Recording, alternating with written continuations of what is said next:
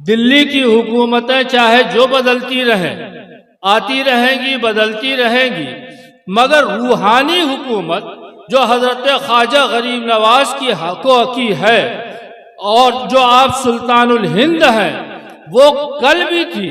جب سے آپ تشریف لائے اس وقت سے آپ دلوں کے اوپر راج کر رہے ہیں، اور سلطان الہند کا عہدہ حقیقت میں آپ ہی کو زیب ہے۔ حضرت سید محمد صاحب الدعوت الصغریٰ رحمت اللہ تعالی علیہ کو فاتح بالگرام کہتے ہیں۔ یہ وہ خاندان ہے کہ جو مدینہ منورہ سے مختلف حالات سے گزرتے ہوئے واسط آیا، اور پھر واسط سے ہندوستان میں کئی جگہ اس خاندان کے لوگ آباد ہوئے، اور حضرت سید محمد صاحب الدعوت الصغریٰ رحمۃ اللہ تعالی علیہ، سلطان شمس الدین التمش رحمۃ اللہ تعالی علیہ کی فوج میں ایک سالار کی حیثیت سے اپنی ولایت کو چھپائے ہوئے تھے۔ ہندوستان پہ خواجہ غریب نواز رضی اللہ تعالیٰ عنہ کا کتنا احسان ہے۔ میرا خیال ہے کہ ہر مسلک کا ماننے والا خواجہ غریب نواز کے احسان کو ضرور مانتا ہو۔ حد یہ ہے کہ اہل تشیع حضرات بھی خواجہ غریب نواز کو اپنی جانب منسوب کر، بے شک،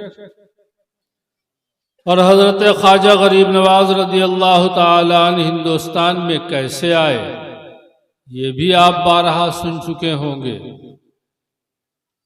کہ سرور کائنات صلی اللہ تعالی علیہ وسلم نے خواب میں حکم فرمایا کہ ہندوستان جاؤ، وہاں کی ولایت تمہارے سپرد کی جاتی۔ اور پھر حضرت خواجہ غریب نواز رضی اللہ تعالیٰ عنہ ہندوستان کی سرزمین پر آئے۔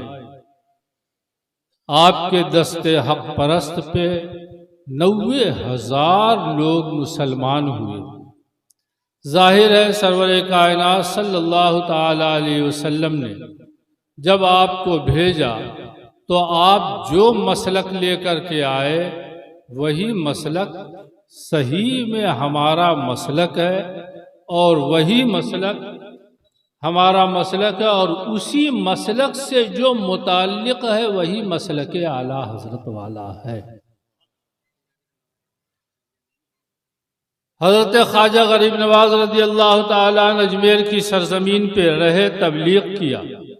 سید محمد صاحب الدعوت الصغریٰ رحمۃ اللہ تعالی علیہ دلی میں تھے۔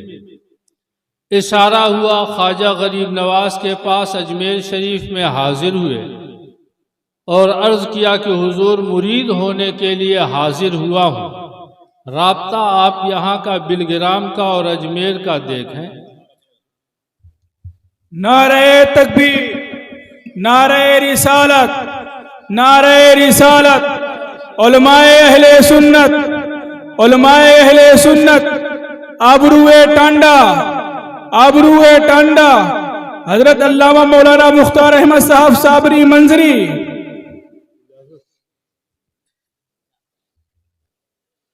سبحان اللہ، ہمارے بڑے قدیم کرم فرما حضرت مولانا مختار احمد صاحب صابری جلوہ فروز ہوئے۔ میں تو اس تصور کے ساتھ چلا تھا کہ قیام گاہ پہ ملاقات ہوگی اور پھر ہمارا اور ان کا حال یہ ہوگا کہ قیس جنگل میں اکیلا ہے مجھے جانے دو، خوب گزریں گی جو مل بیٹھیں گے دیوانے دو، مگر انہوں نے اس کا موقع نہ دیا، شاید عمر کی وجہ سے اور صحت کی وجہ سے۔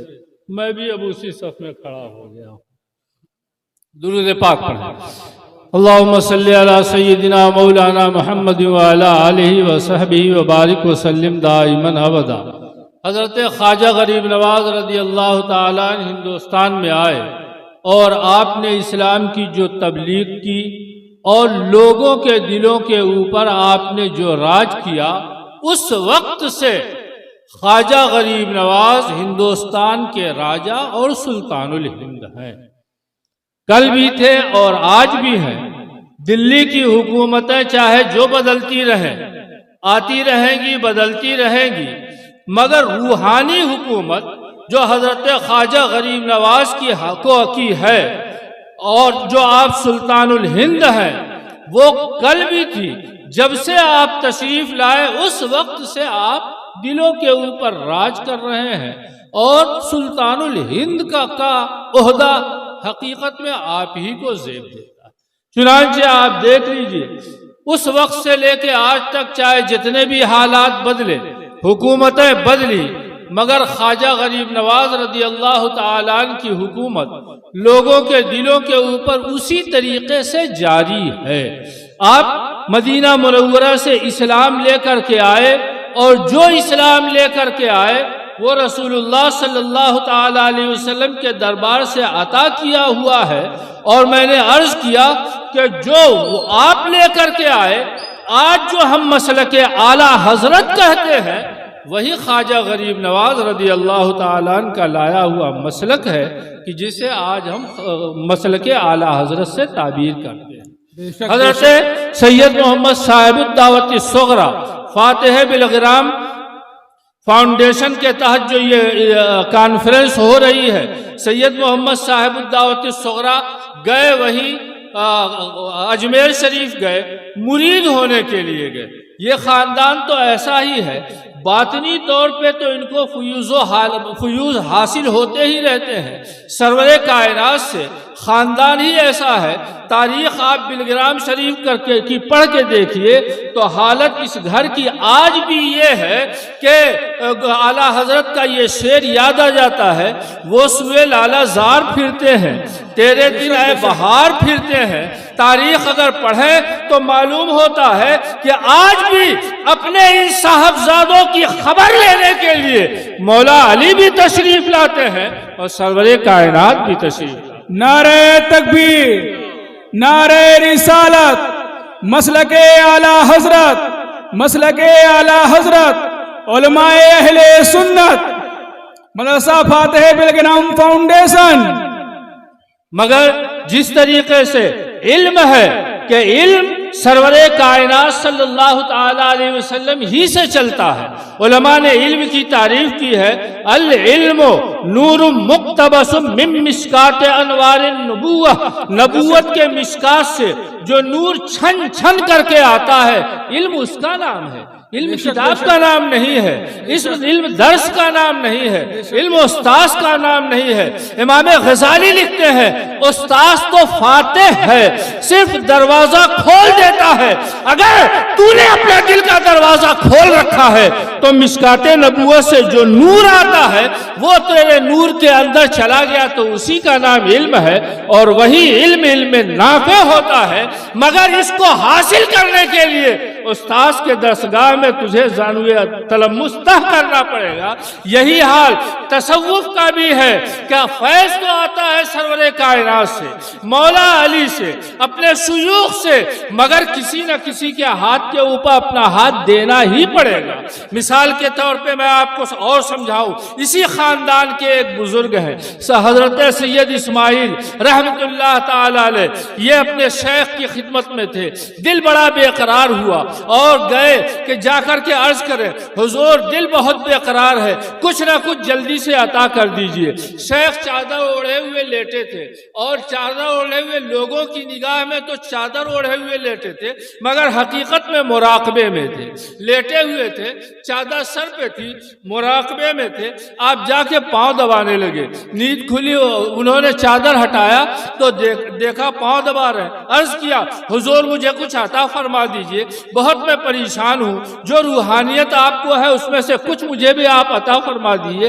ڈانٹ دیا، نہ خود کچھ کرتے ہو نہ مجھے کچھ کرنے دیتے ہو، میرے اوقات میں خلل ڈالتے ہو۔ صاحبزادے کا دل شکستہ ہو گیا، اولاد رسول ہیں سید اسماعیل، دل شکستہ ہو گیا، اور جب دل ٹوٹا ہے تو وہاں سے آنکھوں سے آنسو جاری ہو گئے، دوسری طرف چلے گئے۔ شیخ پھر لیٹے، جیسے ہی لیٹے ویسے ہی حضرت علی رضی اللہ تعالیٰ عنہ آئے اور جلال میں عرض کیا میرا لڑکا تمہارے پاس آیا تھا اور تم سے کچھ لینے کے لیے اور تم نے اس کا دل توڑ کر کے واپس بھیج دیا. ادھر وہ گئے ایک درخت کے نیچے لیٹے, حضرت علی تشریف لائے, ایک لڈو کھلایا, تسلی دیا بیٹا گھبراؤ نہیں تمہیں سب کچھ مل جائے گا. یہاں پیر نے یہ دیکھا کہ حضرت علی ناراض ہیں, اٹھ کر کے تلاش کرتے ہوئے گئے اور ان کو سید اسماعیل رحمت اللہ تعالی کو پکڑا, معذرت کرنے لگے تو انہوں نے کہا کہ اب ضرورت نہیں ہے, حضرت علی رضی اللہ تعالیٰ نے میرے جد کریم نے مجھے خود مرید کر لیا ہے. تو آپ نے فرمایا صحیح ہے, فیض تو تمہیں وہیں سے ملے گا مگر ظاہری بیعت کا ہونا ضروری ہے. آؤ ظاہری بیعت میرے ہاتھ کے اوپر کر لو. بتانا یہ ہے کہ فیض کبھی ڈائریکٹ آتا ہے مگر ظاہری طور پر شیخ کے ہاتھ میں اپنا ہاتھ دینا ضروری ہے.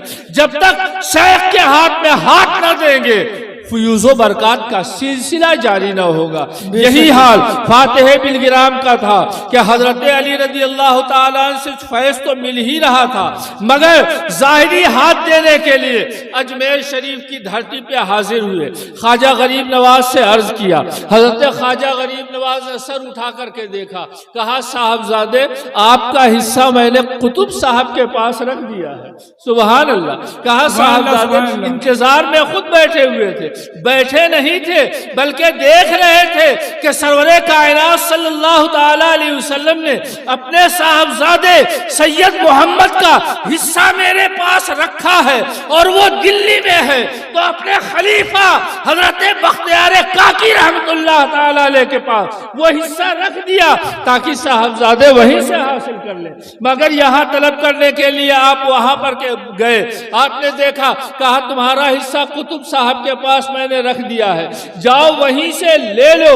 آپ گئے اور جا کے وہاں ان کے ہاتھ کے اوپر مرید ہوئے مگر اپنی باطنی کیفیت چھپانے کے لیے آپ سپاہی کا لباس پہنے ہوئے تھے. آپ بلگرام کی تاریخ پڑھیں گے تو بڑے بڑے اولیاء کرام ہوئے, بڑے علماء کرام ہوئے مگر سب نے اپنے آپ کو کسی نہ کسی لباس میں چھپائے ہی رکھا. یہ اولیاء کی شان ہوا کرتی ہے.